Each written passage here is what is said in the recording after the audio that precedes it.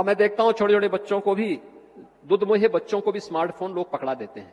ये अपराध कर रहे हैं आप, ये अपराध मत करिए, मत पकड़ाइए बच्चों को स्मार्टफोन। उसको लिखने पढ़ने की आदत डलवाइए, सिखाइए उसको थोड़ा। स्मार्टफोन पकड़ लेगा तो फिर उसके बाद वो जिद्दी हो जाएगा, डिप्रेशन का शिकार हो जाएगा, एक समय आप धोखे में स्वयं हो जाएंगे। उससे बचिए।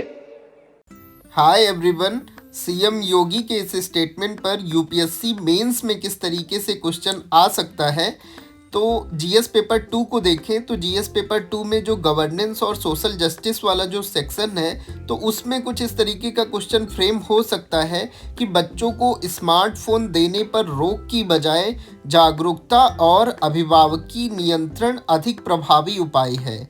हाल के बयानों के संदर्भ में इस कथन की आलोचनात्मक विवेचना कीजिए।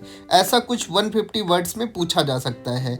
इसकी इंग्लिश ये है कि instead of banning smartphones for children, awareness and parental control are more effective measures. Critically discuss this statement in the context of recent developments और स्टेटमेंट्स।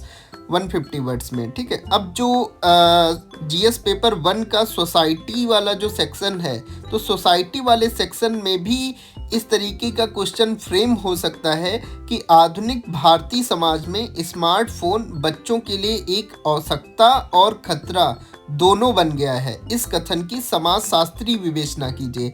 ऐसा कुछ 250 वर्ड्स में पूछा जा सकता है। इसकी इंग्लिश कि in modern Indian society smartphones have become both a necessity and a threat for children. Critically examine this statement from a sociological perspective. 250 words में ऐसा कुछ पूछा जा सकता है।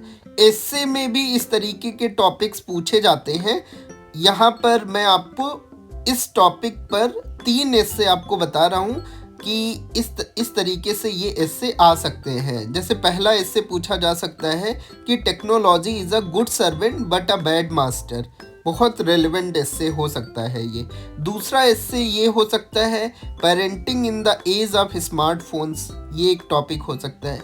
तीसरा टॉपिक ये हो सकता है एस्से के लिए कि डिजिटल चाइल्डहुड एम्पावरमेंट और एक्सप्लॉयटेशन। तो ये 3 एस्से भी पूछे जा सकते हैं।